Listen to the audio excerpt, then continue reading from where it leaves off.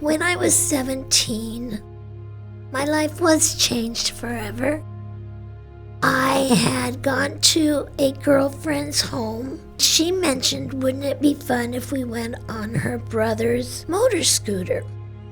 We came to the crest of a hill on this loose gravel. We slipped and the handlebars hit my throat as we turned. My larynx was crushed and my vocal cords had been severed.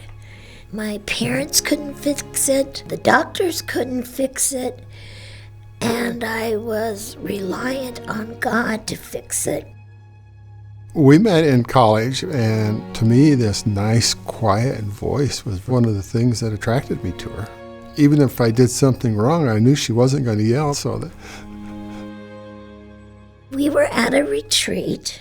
There was this woman who approached me. She goes, well, you remember in the Bible when Jacob was wrestling God in the wilderness?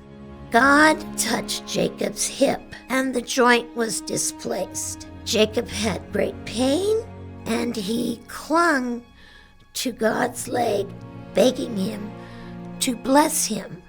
And he did bless him, but he didn't repair the hip. And she said, I want you to know that I think God had a plan. And that left quite an impression on me. This experience happened here at Carol Joy Hauling Camp.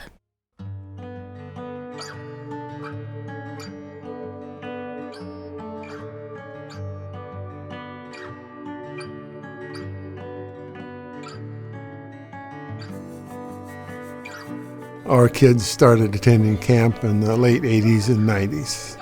One of the things that they always come back with was relationships. Camp was a whole new opportunity to meet different people from different realms of life. But they also learned about God in a different way, a personal way.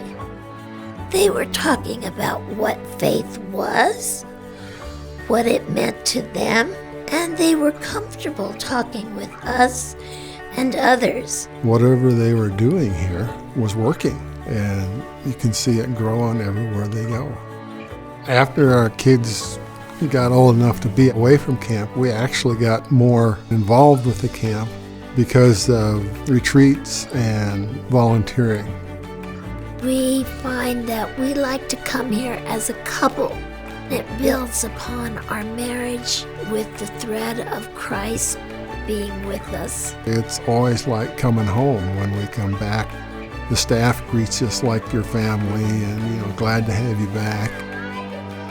When you see such joy and such love, you want to be a part of it, more than just an observer, but actively involved with it being able to happen. We've been fortunate to be able to donate to some of these buildings. We also feel that we need to support our local church to provide camperships so that children can come who wouldn't otherwise be able to come. We are called to plant seeds, and as farmers, that just comes second nature to us, that we plant those seeds and nurture them. After you're done planting and you go out and check your fields and you can look down the row and see that little green just coming up row after row after row.